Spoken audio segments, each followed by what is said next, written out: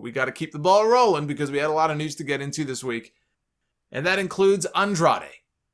Andrade did some interviews this week with former WWE announcer Hugo Savinovich for Lucha Libre Online and the Mas Lucha podcast, talking about a lot of different subjects, including why Charlotte Flair was originally removed from the WrestleMania card. This is unbelievable.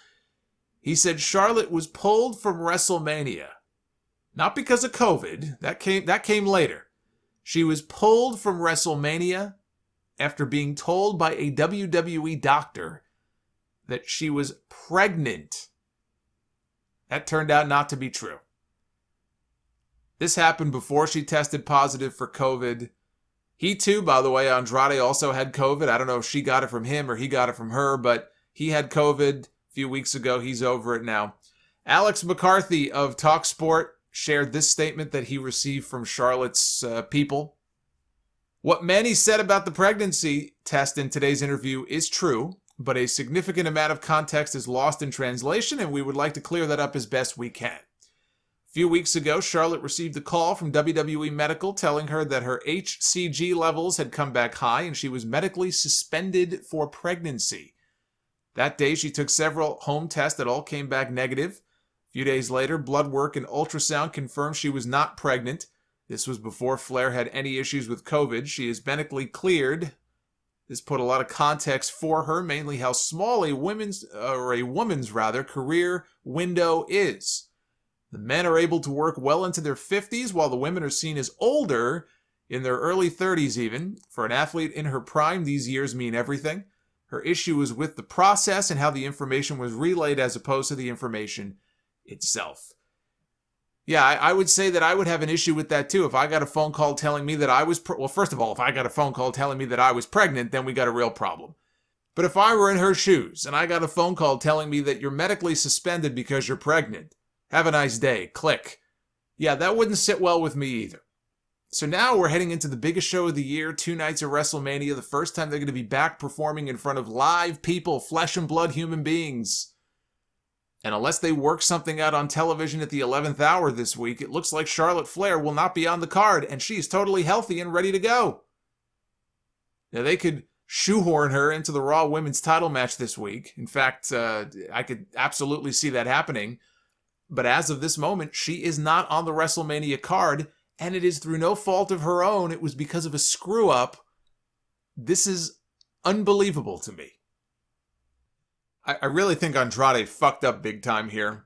I could appreciate him doing these interviews and being open and honest and talking about why he left WWE and things that were going on in the company and just being very, very honest. I get the sense, though, from the way this all played out and the fact that Charlotte felt the need to put a statement out to explain things and everything. Yeah, you're talking about a pregnancy. Now, she turned out not to be pregnant. And I don't know the science behind what happened here. Who knows? I mean, again, WWE detected certain high levels of things. Who knows whether or not, she was or wasn't pregnant. Now she's not. She took a test and said she's not pregnant, so she's not pregnant. But that's a very personal thing. And I don't get the sense that it's something that she had necessarily wanted him to share or that he told her that he was going to share. He just sort of almost like blurted it out. Like he didn't want to really talk about stuff that was too personal at first, but then he ended up talking about it. And that's messed up. Because she shouldn't have that stuff put out there if she doesn't want it to be. And then she had to go do damage control and try to, here's what he really meant. Here's what really happened with this whole pregnancy situation. If that's not something that she wanted him to share, then he had no business sharing that. And it sounds like she didn't want him putting that out there. And you can understand why. That's a deeply personal thing. If I were her, I would be pissed.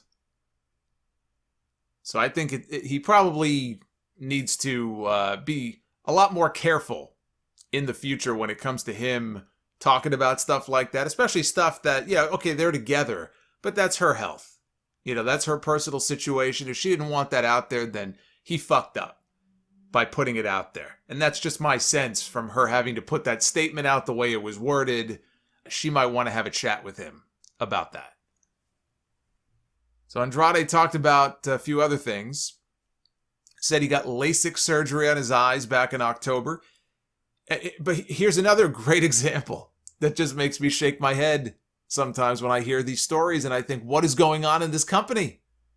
So he has LASIK surgery in October. He's cleared to return by doctors in November.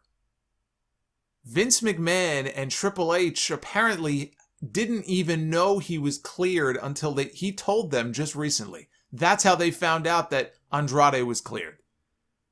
He was talking to Triple H recently, and Triple H had no idea.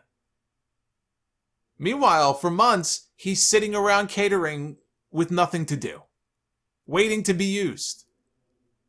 How does that even happen? Don't they have a system for this in place? Don't they have any kind of organization within?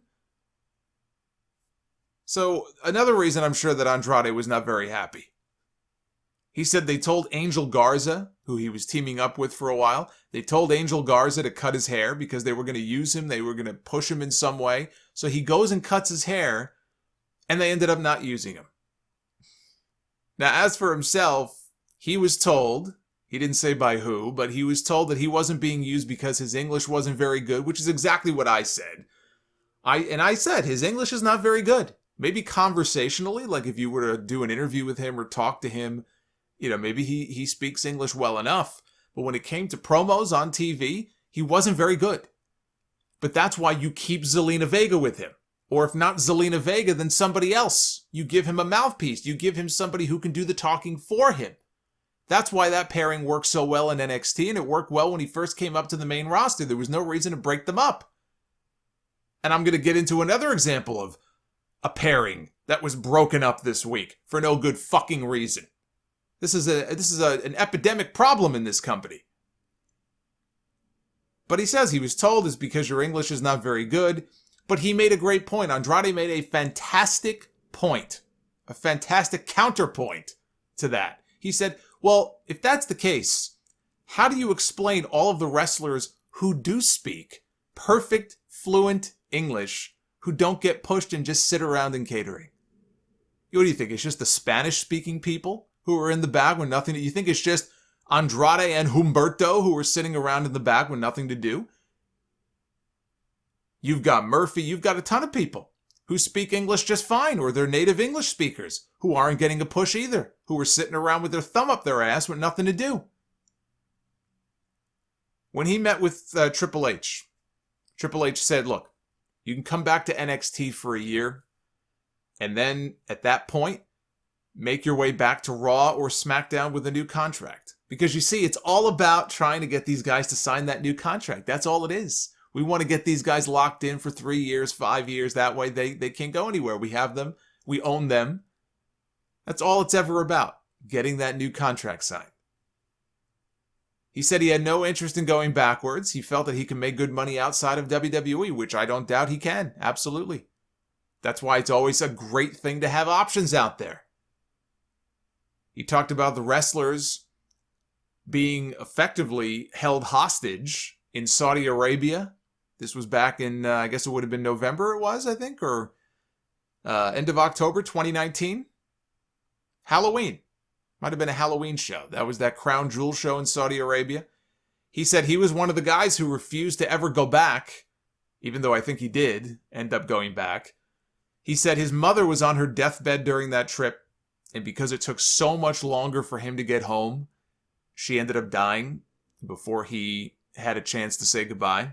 He said the company knew about the situation with his mom, and even when they chartered that private plane to take a handful of talent back to try to get them to SmackDown on time, he was not included on that plane. If he had been, perhaps he would have been able to make it home in time to see his mom one last time. But whoever he signs with in this country, he says he knows he would have to be exclusive, but he's also very interested in returning to New Japan. He's very interested in working in Mexico. He would love to wrestle Kenny Omega, he says, so I guess that means AEW is a possibility. Ring of Honor, he says, is a possibility. Whatever promotion signs him, if they're looking for big in-ring matches, he's going to be a major asset for them. Because the man can work. Now, maybe not on promos. That might need work. But in the ring, he can work. And that's what a lot of these companies prioritize. So when he says that he wanted to take his chances outside of WWE, he thinks he can make good money, I guarantee you he can make very good money. And he can work different places, which is clearly what he wants to do and what is going to make him happy.